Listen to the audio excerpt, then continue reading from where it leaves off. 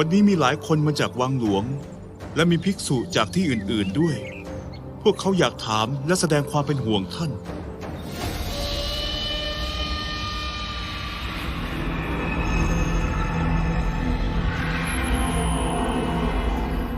ท่านสอนให้พระทุกรูปใช้ชีวิตความเป็นอยู่เรียบง่ายไม่มีความรู้สึกอยากมีอยากได้แต่วันนี้ข้าต้องการที่จะเสนอกฎ5 ข้อแก่ท่านเพื่อที่จะให้ภิกษุทั้งหมดที่ใช้ชีวิตเรียบง่ายได้อย่างมั่นใจไม่มีเรื่องมากังวล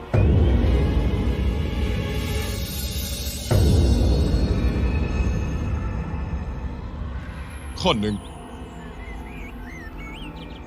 ควรมีกฎให้ภิกษุอาศัยในป่าการอาศัยในหมู่บ้านหรือค้างคืนควรจะถูกห้ามข้อ 2สิ่งที่ภิกษุได้รับจากการบิณฑบาตนั้นภิกษุควรฉันแต่สิ่งที่ได้มาไม่ควรจะรับนิมนต์จากคนอื่นเพื่อฉันเพลข้อ 3ภิกษุควรเย็บจีวรที่ฉีกขาดและสวมใส่จีวรเดิมเท่าที่มีอยู่โดยไม่ควรรับจีวรที่เป็นของถวายจากคนอื่นข้อ 4ภิกษุควรจะหลับนอนใต้ต้นไม้เท่านั้นไม่ควรนอนในบ้านหรือในกระท่อมและข้อที่สำคัญที่สุดนั่นก็คือข้อ 5ภิกษุทุกรูปนั้นควรที่จะฉันแต่มังสวิรัติเท่านั้นเทวทัตเราไม่ยอมรับและไม่อาจตั้งกฎตามที่เจ้าต้องการได้ภิกษุใดที่อยากอาศัยอยู่ในป่าพวกเขาย่อมสามารถทำได้ที่เหลือสามารถอยู่ในหมู่บ้านหรือในเมืองได้ภิกษุใดที่อยากจะฉันอาหารเพียงมื้อเดียวย่อมไม่รับนิมนต์เพื่อฉันเพลได้ภิกษุรูปอื่นๆสามารถรับนิมนต์ให้ไปฉันอาหารได้ตามใจภิกษุใดที่ต้องการที่จะป่าเย็บเครื่องนุ่งห่มและห่มจีวรแบบนั้นก็ย่อมทำได้แต่ที่เหลือที่ได้จีวรมาจากการถวายไม่ควรรับมาเกิน3 ผืนภิกษุใดที่ต้องการจะนอนหลับใต้ต้นไม้ก็ย่อมที่จะทำได้เช่นนั้นส่วนที่เหลืออยากนอนในบ้านหรือกระท่อมก็เชิญมันคือสิทธิ์ของพวกเขาเทวทัตภิกษุใดที่อยากฉันมังสวิรัติย่อมมีสิทธิ์ฉันได้แต่คนที่ไม่อยากฉันมังสวิรัตินั้นพวกเขาไม่ต้องฉันก็ได้แต่ต้องไม่ฆ่าสัตว์เพื่อที่จะนำมาทำเป็นอาหารฉันกันเทวทัตในระบบที่เป็นอยู่นี้นั้นภิกษุย่อมมีโอกาสได้สัมผัสกับคนธรรมดาทั่วไปและได้มีโอกาสที่จะเผยแผ่ศาสนาให้ก้าวไกลออกไปเจ้ากำลังติข้อเสนอของข้าเจ้านั่นแหละที่ติเทวทัตข้ากำลังพูดกับพุทธะตกลงว่าเจ้าจะไม่รับข้อเสนอของข้าอย่างนั้นใช่ไหมเทวทัตข้อเสนอที่เจ้าว่ามานั้นเรารับเอาไว้ไม่ได้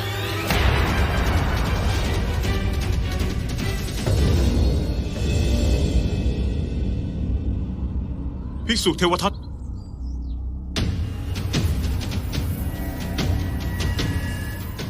รู้หรือเปล่าว่ากำลังทำอะไรอยู่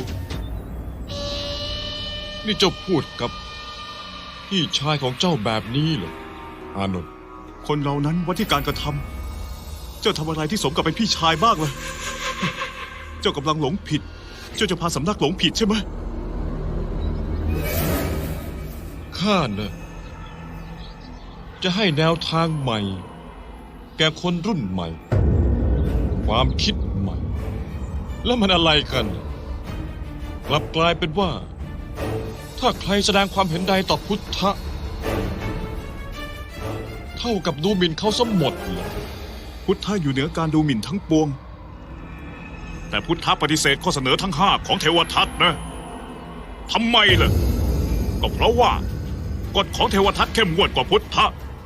หากภิกษุทุกรูปใช้ชีวิตเหมือนคนธรรมดา มันจะไม่เกิดหายนะเลยพุทธะคือประตูระหว่างคนธรรมดากับความรู้อันสูงสุด หากคนธรรมดาถูกเพิกเฉย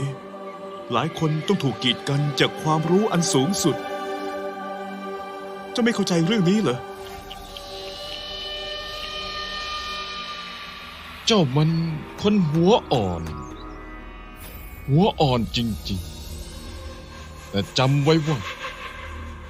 การบำเพ็ญตบะมันยากและเข้มงวดและเราทุกคนจะเดินตามทาง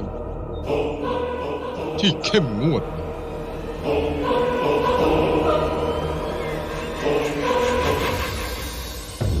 ตกลงว่าเทวทัต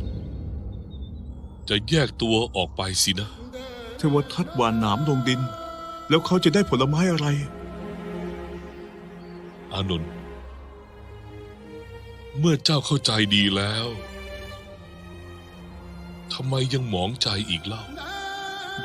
พุทธะท่านควรประกาศว่า เทวทัตน่ะไม่ใช่สมาชิกของสำนักดีแล้ว เขาชี้นำทางผิด มหากัสสปะ ข้าจำได้ว่า เจ้าเคยพูดจายกย่อง เทวทัตอย่างนั้นใช่ไหม ใช่แล้วพุทธะข้าเคยยกย่องเขาจริง แต่นั่นน่ะเป็นเพราะ พฤติกรรมและการบำเพ็ญตบะของเขา แต่ตอนนี้นะเจ้าพูดจาว่าร้ายเทวทัต เจ้าพูดความจริงหรือเปล่า ข้าพูดจริง เราอยากรู้เพียงเท่านี้แหละดังนั้น ไม่ว่าจะเกิดอะไร ขอเพียงยืนหยัดความจริงเอาไว้ วันพรุ่งนี้เช้าเหล่าภิกษุที่นี่ จะประกาศว่า เทวทัตกำลังหลงผิด เขาไม่มีส่วนเกี่ยวข้องกับสำนักแล้ว ทำไมพวกท่านถึงเงียบไปล่ะ ทำไมท่านกับท่านสารีบุตรไม่พูดบ้าง